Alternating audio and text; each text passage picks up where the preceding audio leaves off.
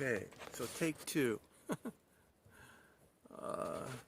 Got my GoPro mounted there, my electronics here, which I have an iPad and Android phone, which is hooked up on a wireless digital unit that gives me the AIS, and I have my inReach unit, which allows me to send text and emails throughout the day, and radar. So I could set up perimeter on the AIS and also on the radar at night. I'm going to give you a panoramic view here of the boat and also this cove. There's my flag. Always got to have a flag. So I'm a very patriot person. This is White's Cove, just west of Avalon. My barbecue. Stern here. My AIS equipment. Outboard, radio equipment, emergency equipment. Also, it's really beautiful here today. Just stunning. So I guess these people are self-quarantining over here at the island. I guess you couldn't pick a better, more beautiful place than this place to do it. I have the autopilot unit here that blew up on me in the heavy seas the other night. And the belt that they sent me, the replacement belt, was the incorrect size, so I could not fix it. There's my harness. That's all I'll be wearing throughout the trip. That's all I ever wear when I sail single-handedly. I clip in and don't leave the boat at all costs. I have electric winches here, which is a big help when you're single-handed. And pretty happy with the way this boat is rigged. The guy that owned the boat, he named it McCavity, and he raced it, so it has history. I kept the name in honor of that because it's a pretty well-known boat. This is my mess from the other night. I haven't fixed it because it's going to be going back up tomorrow once the new unit comes in on this, which will come in on a boat over to Avalon, which is just yonder over there. So I also broke this. This goes like this, and there's a shade top that goes on it, so I'm going to have to fix that in a little bit here. But in the meanwhile, let's go through the rest of the top side of the boat here. So here's some more gear the guy put for the racing. I added some solar panels. I'm really happy with these panels. Painted my logo on there.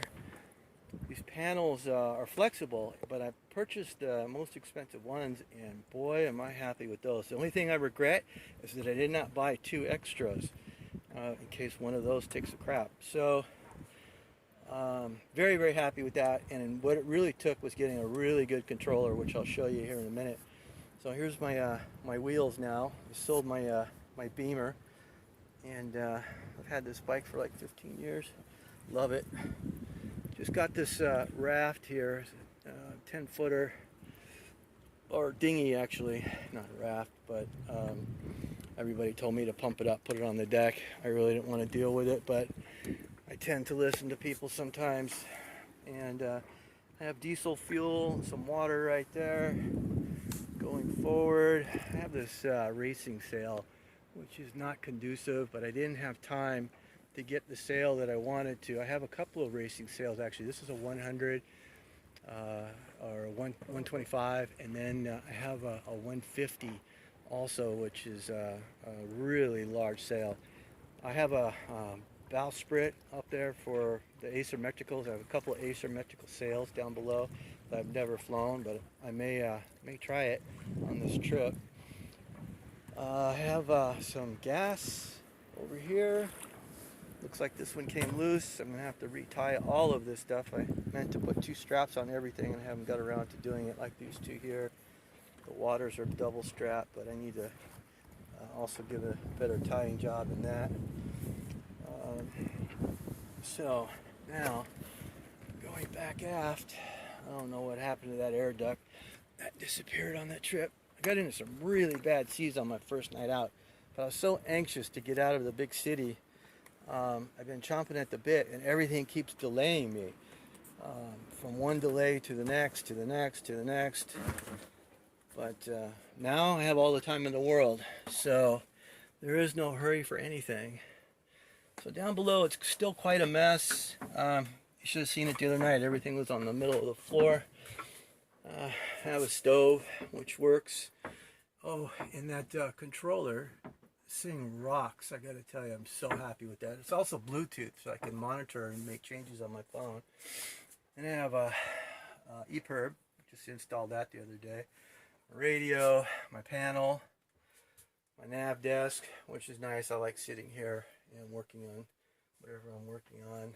I have my slicks. There's one of the Acer Metricals there. Food.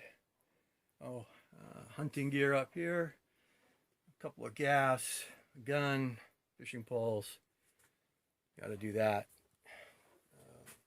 That red bag is my ditch bag. Everything is in that.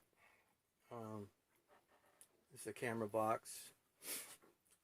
This here is obviously the settee area.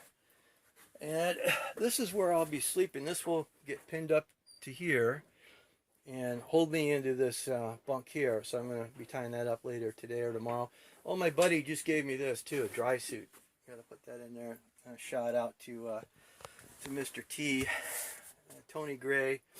He made me wait to come deliver that on the last minute, and I could not refuse. I have yet to try it on, but as I promised, I will be doing that. So looks like it'll fit me 110 pounds to 330 pounds, adult. Okay, so going forward here, I have my bathroom, which also doubles as a shower. And all my meds and everything are in there.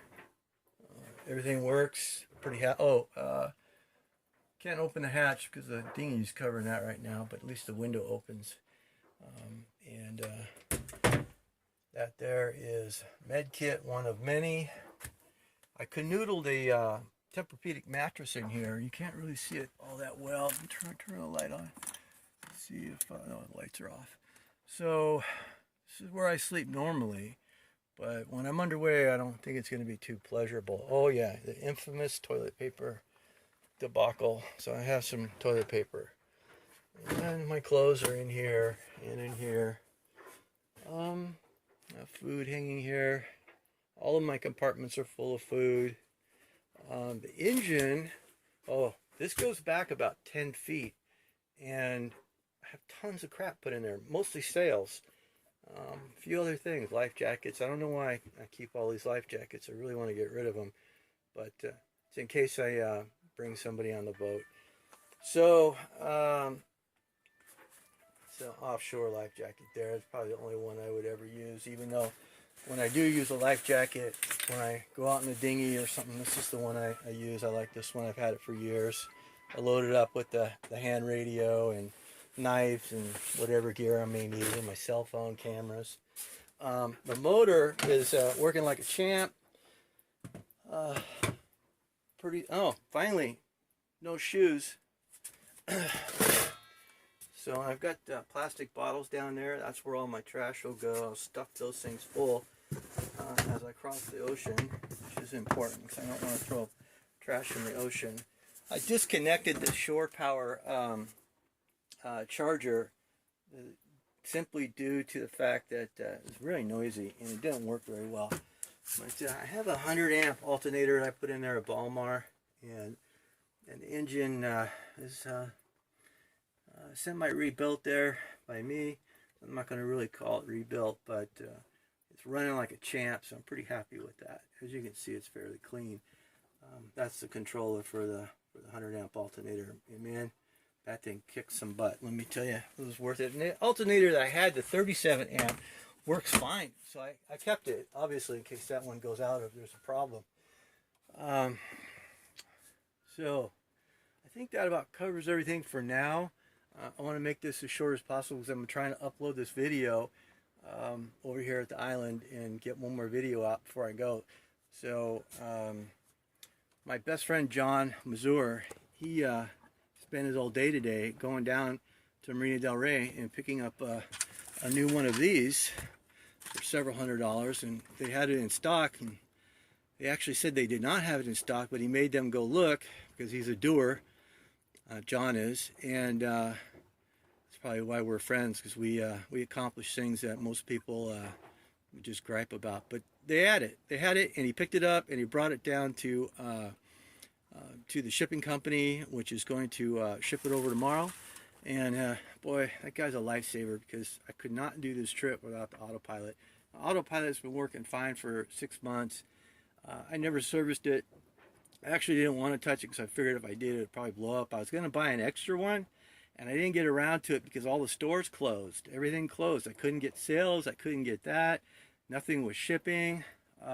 So I basically said, that's it. I'm out of here before I can't get out of here, because apparently they're shutting everything down. I can't even go on the island here. I called them. They said that they would make an accommodation if I wanted to get some fuel, but other than that, I can't even grab a can nor put foot on the island. So I don't blame them.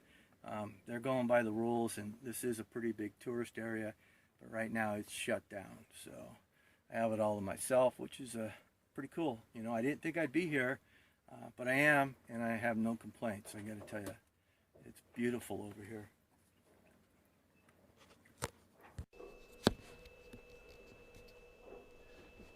Okay, I just want to let everybody know that once I get that autopilot tomorrow, I should be well on my way to the Big Island. I don't know how long it's going to take me. It all depends on how much sleep I can get, and this is a pretty fast boat, so I'm hoping to make some good time. But I'm really big on getting good sleep and rest and staying focused that way. So I may take some time out doing that so I don't get sick, because if you don't eat properly and get proper rest and the seas get snotty, it gets pretty ugly. I did get a lot of video footage of the first and second day of Wales and the other islands and whatnot, and I did go through my hunting grounds, and it brought up some memories for me. I don't know if I'll be back this way ever, and I've been hunting and fishing these areas with one of my friends too, Mark Yurkoff, and very, very good guy. Captain Mark is running one of the best charters out of Huntington, I believe it is, in Southern California. You should look him up. Not only is he a good captain, but he's unbelievable dude, stand-up guy. He's not your typical gruff captain. He's somebody that is like, I want to say, in the graces of being a fish himself. So look him up, because he hunts the same grounds I did, and it brought back memories for me. So I am looking forward to starting this journey once I get that autopilot hooked up, and the scenery is incredible out here. I gotta tell you, it's just incredible. Already, just being on the outside of the islands, you know, I had to come back so I could get this part, but being on the outside of the islands with the whales and the birds and the schools of fish, the scenery is just unbelievable. It's not like near shore. It's completely different. I'm really looking forward to this crossing and taking my time and enjoying it. And I will be videotaping the whole thing. So if you could join me over on YouTube and Patreon, and please become a member, support this. It does take a lot of work to videotape this stuff, edit it, put it online. And I appreciate your support. So and please share it with your friends also too, because not too many people actually do this or get to see these beautiful things. And I will document this stuff and put it up for you guys, and hopefully you'll enjoy it as much as I do. And I appreciate everything, and I'll see you next time. Thank you.